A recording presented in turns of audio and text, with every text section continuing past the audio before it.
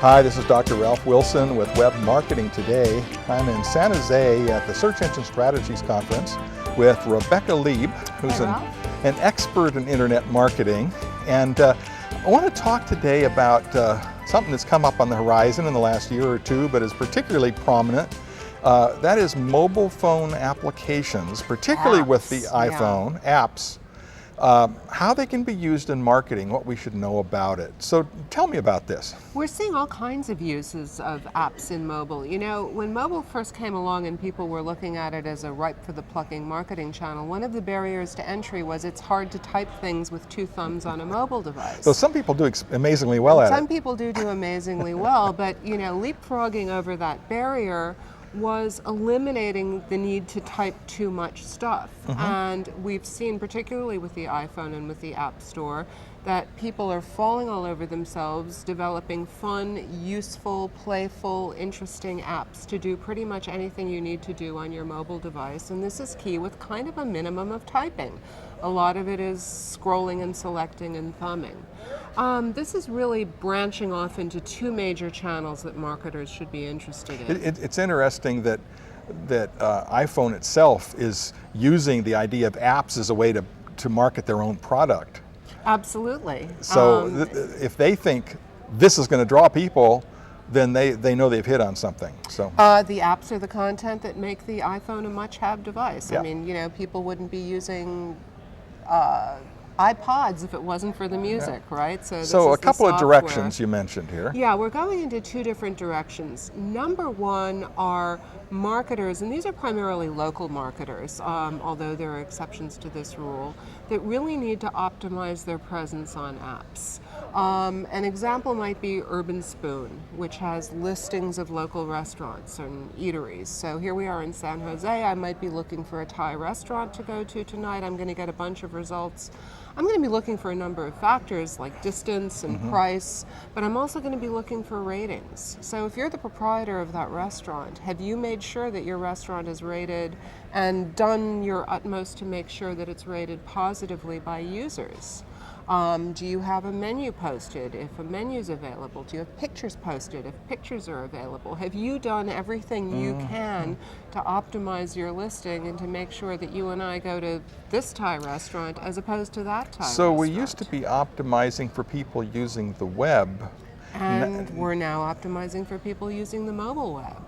You know, I get my haircut at a neighborhood place in New York, and they have a little sign on their checkout desk that's, you know, where you pay. It says, if you like us, please give us a positive review on City Search. Okay. Well, City Search is now one of many places where, you know, a positive review of a local business could potentially show up.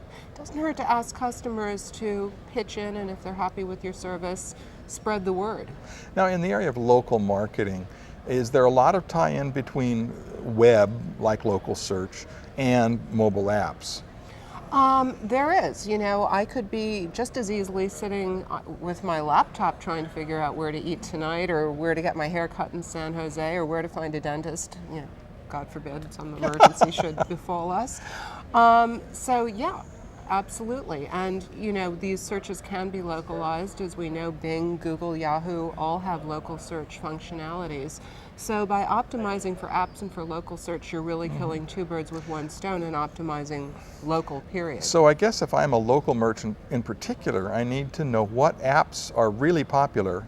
Really popular for your particular... For my particular market. Market or... And then make sure I'm optimized so I show up on those. Right. Okay.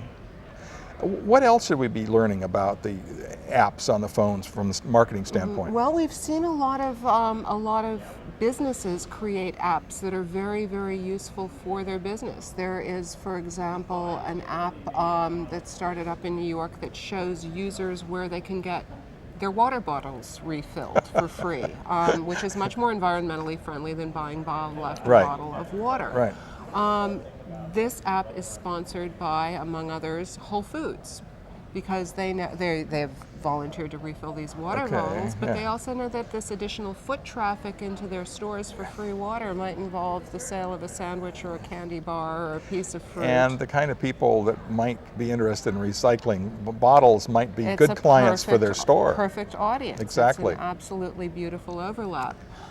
We've seen companies like the Forays come out with apps that show you where the nearest gas station, tow truck, you know, these apps that help you get through your road trip, which is of course the value proposition of, is it the Forays? That's the advertising people, the AAA or the car people, all those A's.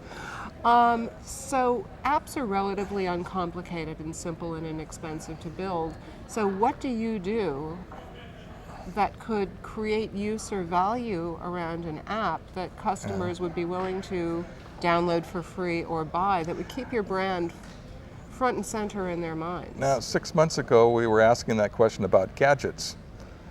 Well, you know, apps are kind of gadgets. They are kind of. And gadgets used to be called widgets. That's so right. It's kind of 6 of one, half a dozen of the other, but create use and utility. Build an app that people are going to find useful enough to recommend as well as download. Exactly.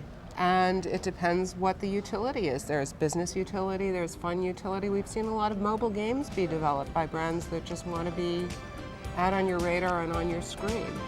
So, well, thanks for sharing with us. Tell me about your business and what you do.